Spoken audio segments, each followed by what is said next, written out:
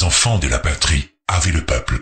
Petite intervention de passage, comme certains savent déjà, mais pour ceux qui ne savent pas encore, ma dernière chronique sur l'homme le plus détesté de France a été sujette, sans conséquence heureusement, à une double censure tout en douceur, complètement injustifiée comme d'habitude, et perpétrée par des petits délateurs haineux et intolérants. La première, un avertissement bidon pour contenu choquant ou inapproprié.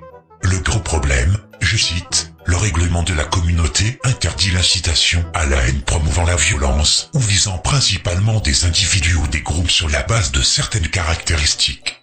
YouTube interdit également la diffusion de contenus destinés au recrutement pour des organisations terroristes, incitant à la violence, célébrant des attaques terroristes ou faisant la promotion du terrorisme. Certaines vidéos se trouvant à la limite d'une infraction au règlement peuvent ne pas être supprimées. Il peut s'agir par exemple de contenus religieux provoquant ou adhérant à l'idéologie de la suprématie raciale sans appeler directement à la violence ni inciter à la haine. Sauf que la vidéo censurée en question ne rentre dans aucune catégorie ni spécificité de la sorte, juste un hommage envers un individu décédé, ainsi qu'une rétrospective de son parcours professionnel, sans pour autant faire l'apologie de ce qui est répréhensible et convenu par la loi. Pourtant, des tas de vidéos sur le négationnisme circulent encore librement sur la plateforme, que ce soit sur les négationnistes ou la circulation de leur thèse. La seconde censure est comme prévu un blocage national dans certains autres pays. Donc, vous pouvez la visionner en changeant de territoire, comme le Ghana à titre d'exemple. Ou plus simplement, sur le Facebook russe.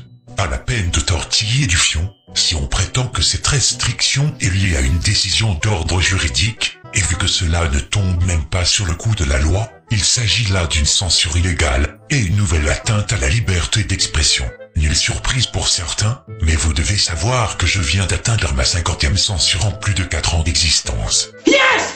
Ouais! Je ferai appel, mais aucune illusion à un rétablissement des choses. Et pour finir, la bonne nouvelle, c'est aujourd'hui que je sors du mitard Facebook, après 30 jours d'inactivité. Les aventures continuent sur YouTube malgré tout. D'autres déclarations suivront. À très bientôt.